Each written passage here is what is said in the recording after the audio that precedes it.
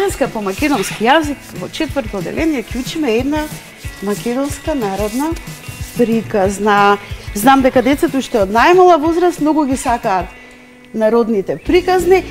Пред 2 часа учевме за еден уметнички текст. Славчо и Славка е драмски уметнички текст затоа што има свој автор.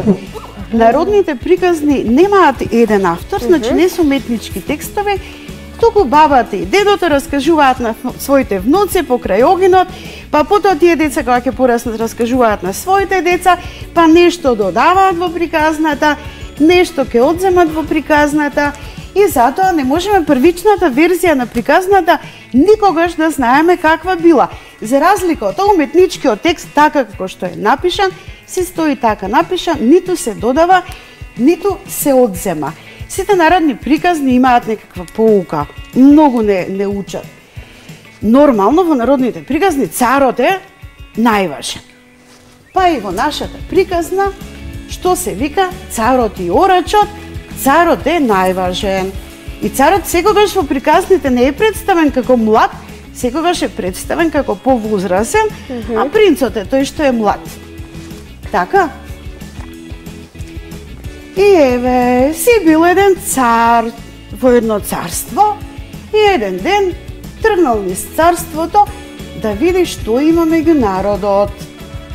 Сакал да се запознае што прави неговиот народ, дали е задоволен, дали не е задоволен, што му фали. Меѓутоа, за да не оди сам, со себе ги понел и министрите. Што се министрите?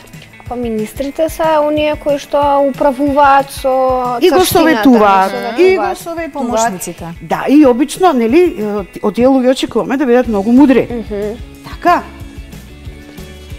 Арно, ама, шетајќи кралот, така, стасал до една нива. И на таа нивата си имало еден стар дедо Орач.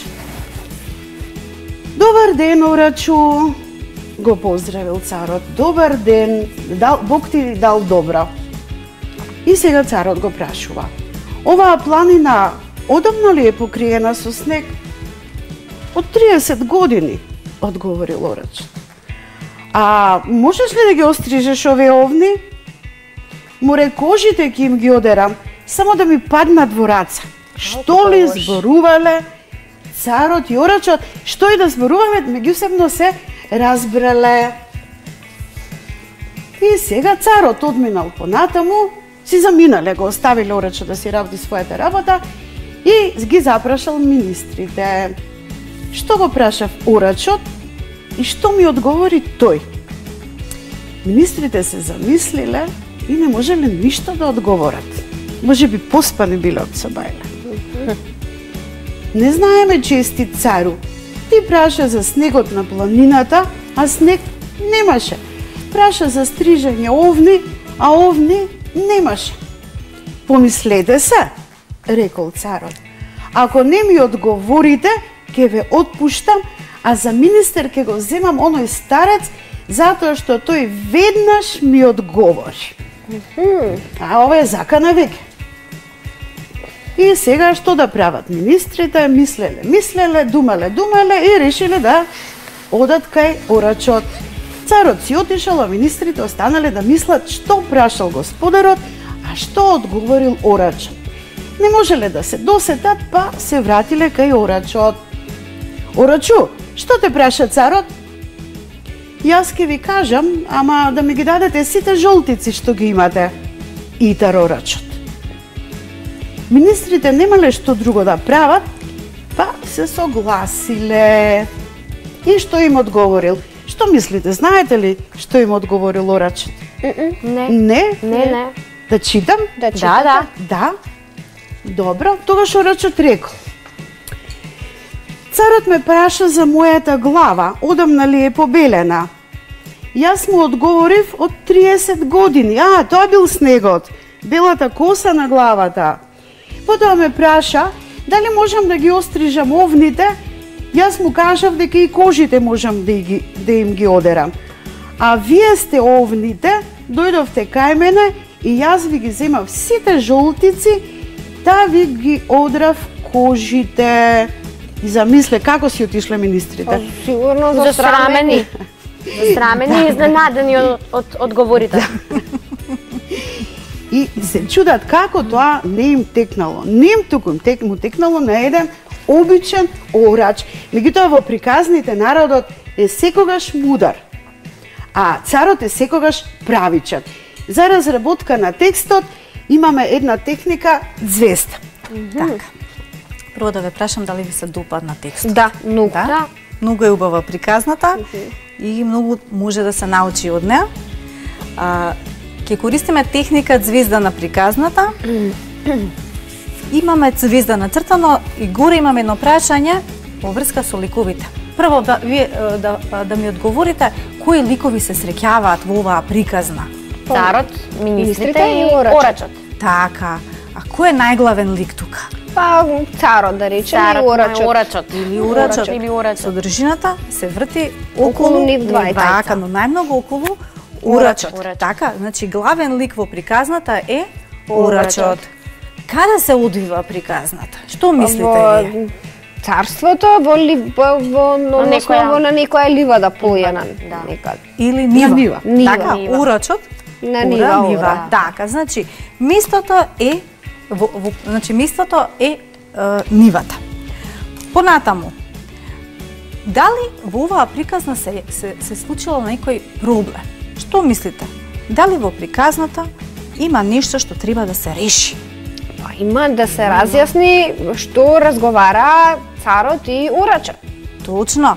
Значи царот постави прашања на орачот, орачот одговори, но министрите дали ги знае одговорите? Не ги знае. Не ги знае одговорите, значи веќе тие си имаа проблем затоа што им кажа царот ако не го знаат одговорот. Дека ќе останат без работа. Избрка. Така, дека ќе ги избрка. И дека ќе го зема орачот за свој помошник. Точно така. Како го решија проблемот? Ќе Министрите. доа да го прашаат орачот зашто разговарале со царот. Точно. Да. Значи, самите размислувале, мислеле, никако не можеле да дојдат до одговорот.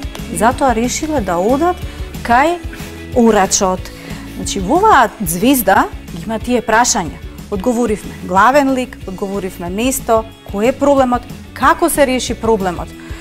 И како го решија проблемот? Го праша орачот. Го праша. Но орачот што им кажа? Ги надмудри. Орачот им кажа дека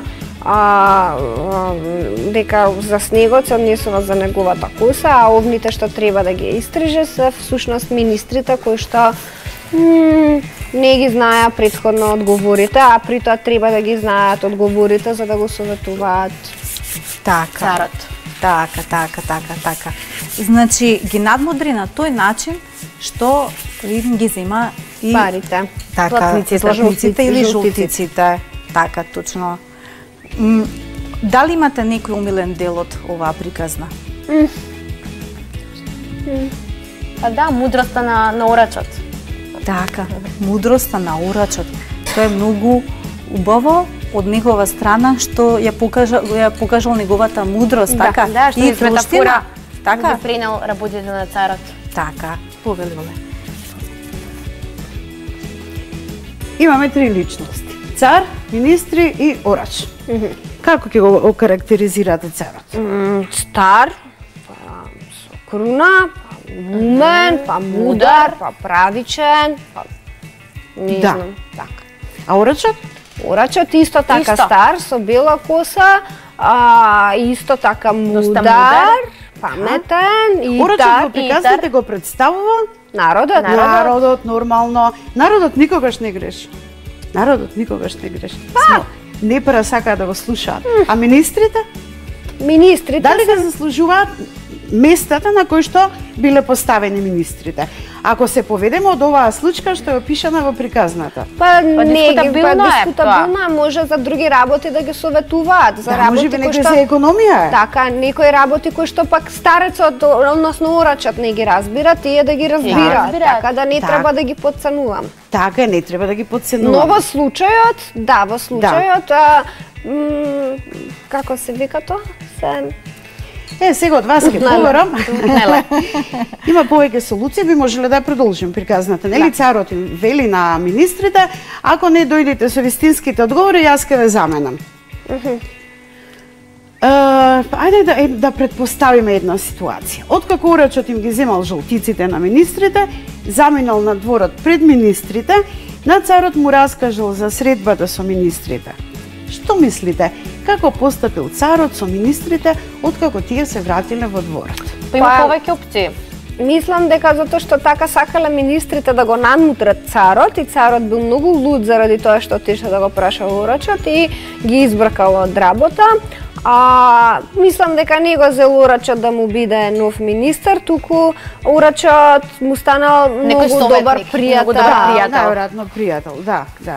И јас мислам дека царот, затоа што е секогаш правичен, мислам дека им простил на министрите. Меѓутоа, па дали е добро ако отишле министрите и кажале лага дека сами ги смислиле одговорите, дали е во ред да се каже лага? Ако кажале дека сами ги го нашле одговорот, тогаш заслужуваат да бидат избркани. Ако кажале дека немале одговор и го прашале овчарот затоа што лутала, тогаш треба да им се прости. Да, зашто? Затоа што биле искрени, признале. Секој сгреши, секој не знае се. Никој не знае се. Така е. И вистината секогаш треба да се зборува. Зашто лагата, како и да е, многу и се куси на джињата, ќе излезе на виделина. И сега, за домашна, имате најпрви да го прочитате текстот, а потоа можете да се изразите писмено со тоа што ќе прераскажете приказната, но можете да го смените крајот. Ние имаме понудено 3 начини. Првиот начин, орачот ги земал златниците, но ги кажал министрите на царот, не им го кажал одговорот на министрите и после тоа како веќе се развива ситуацијата кога министрите ќе се вратат во дворецот, министрите се искарали и истепале кој да му го каже одговорот на царот.